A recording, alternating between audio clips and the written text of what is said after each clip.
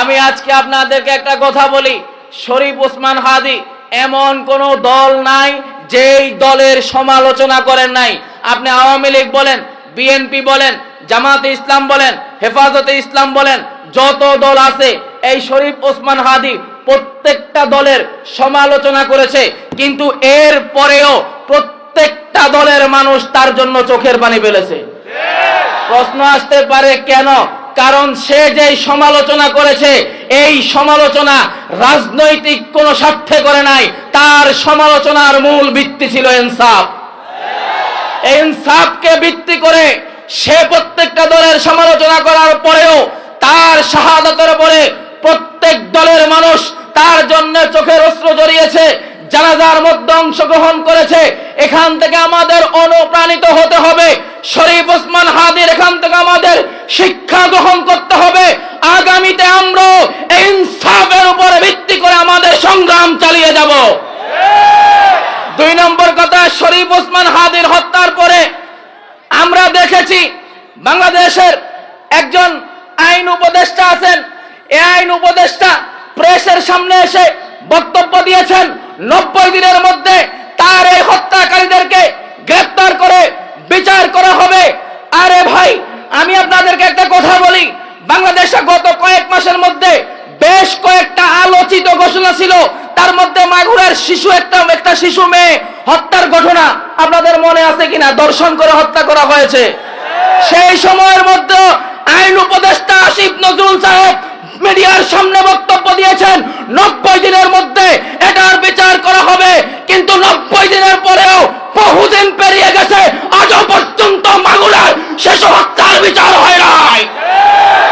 সুতরাং আজকের এই মঞ্চ থেকে পরিষ্কার ভাবে বলতে চাই, জনাব আসিফ নজরুল সাহেব সহ যারা এই খেলায় মেতে উঠেছেন 90 দিনের বাহানা বানিয়ে শরীফ ওসমান হাদির এই ঘটনাকে ধামা চাপা দিবেন, এটা যদি চিন্তা করে থাকেন পরিষ্কার বলি এটা আপনাদের ভুল চিন্তা।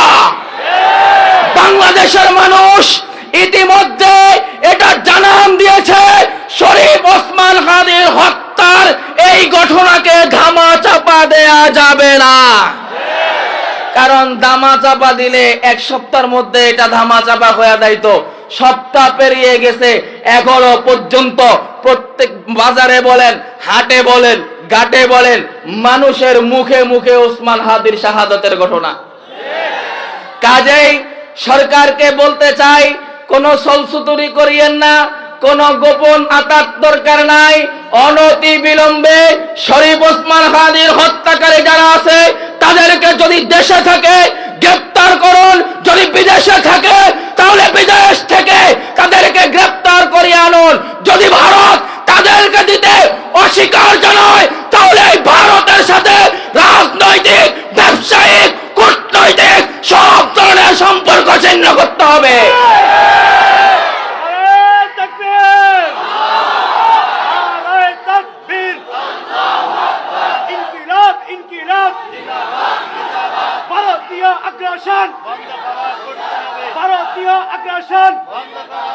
মোহতারাম হাজিরিন, যেহেতু দাবির মতো করে এই কথাটা বলেছি, আরো একটা দাবি আমি আজকে এই মঞ্চ থেকে পরিষ্কার সরকারের কাছে বলতে চাই।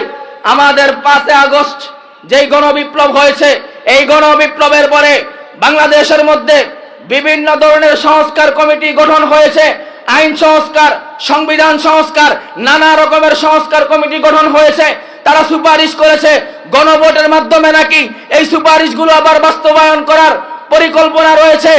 আমরা আজকের এই মাহফিল থেকে, এই সম্মেলন থেকে পরিষ্কার একটা বার্তা বাংলাদেশের সরকারকে দিতে চাই যে আমাদের আগামী যেই সংবিধান, আমাদের আগামীর যেই আইন, সেই আইনের মধ্যে আপনারা কি যুক্ত করছেন, কি বাদ দিচ্ছেন সেটা আমরা পরে দেখব। তবে আমাদের কথা একটা, আমাদের বক্তব্য একটা, আমাদের বাংলাদেশে সামনে যে সংবিধান আসবে এই সংবিধানের মধ্যে খাতেমে রাসূল যারা আল্লাহর নবীকে নিয়ে কটূক্তি করে, গোস্তাখে রাসূল, তাদের সর্বোচ্চ শাস্তি মৃত্যুদণ্ডের আইন থাকতে হবে। এই দাবির সাথে আপনারা সবাই একমত? যদি এই দাবির সাথে একমত হয়ে থাকেন আমার সাথে, এখন সবাই বজ্র কণ্ঠে স্লোগান তুলতে হবে, আমি বলবো ফাঁসি ফাঁসি ফাঁসি চাই, আপনারা বলবেন নাস্তিকদের ফাঁসি চাই। পারবেন? ফাঁসি ফাঁসি ফাঁসি চাই, ফাঁসি ফাঁসি ফাঁসি চাই, ফাঁসি ফাঁসি ফাঁসি চাই। এই দাবির সাথে একমত? যদি দেশের উলামায়ে কেরাম এই দাবি আদায়ের জন্য রাজপথে আন্দোলনের ডাক দেশে আন্দোলনে শরীক হতে পারবেন তো ইনশাআল্লাহ? আল্লাহ রাব্বুল আলামিন আমাদের সবাইকে কবুল করুন। আমাদের হযরত মাওলানা মুফতি সাখাওয়াত হোসেন রাজি সাহেব হুজুর চলে এসেছেন, হুজুর বয়ান করবেন, এরপরে রফিকুল ইসলাম মাদানী সাহেব বয়ান করবেন। আমি আপনাদেরকে একটা দাওয়াত দিয়ে যাই। আজকে ডিসেম্বর মাসের 28 তারিখ, আগামী মাস জানুয়ারি মাসের 29 তারিখ, 30 তারিখ, 31 তারিখ আমাদের রামপুরের 84তম বাৎসরিক হালকায় জিকির ওয়াজ মাহফিল। 29, 30, 31 জানুয়ারি বৃহস্পতি, শুক্র এবং শনিবার, বাংলা হিসাবে 15, 16, 17 মাঘ। আপনারা যারা আগে গিয়েছেন তাদেরকে আবারও যাওয়ার দাওয়াত, আর যারা আগে কখনো যাওয়া হয় নাই তাদেরকে একবার গিয়ে আসার দাওয়াত। ওয়া আখিরু দাওয়ানা আলহামদুলিল্লাহি রাব্বিল আলামিন। আসসালামু আলাইকুম ওয়া রাহমাতুল্লাহি ওয়া বারাকাতুহু।